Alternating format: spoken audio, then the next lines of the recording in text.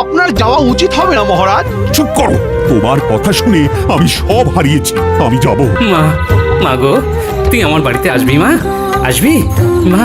আমার তো নুন আনতে পান্তা ফুরোয় মা। আমি তোর বাড়িতে পান্তাই খাবো, তবু তোর বাড়িতেই যাব। আমি তো আসছি, আর তো বেশি দেরি নেই। আজ কোজাগরী লক্ষ্মী পূর্ণিমা, এরপর অমাবস্যায় আমি আসছি তোর বাড়ি। আমাকে ভক্তিভাবে পুজো করবি, দেখবি তোর সব বিপদ কেটে যাবে। জয় মা, জয় মা, জয় মা। মা তুই কোথায় গেলি মা? আরে মা, মা আমি তোর পুজো করবো মা। ছোট ভাই, এই না অগ্রিম। আমি এই প্রতিমাটাকে পছন্দ করে গেলাম। এই প্রতিমা তোমার জন্যই থাকবে গো, তুমি কিচ্ছু চিন্তা করো না। তাহলে আমরা আসি। এসো এসো এসো।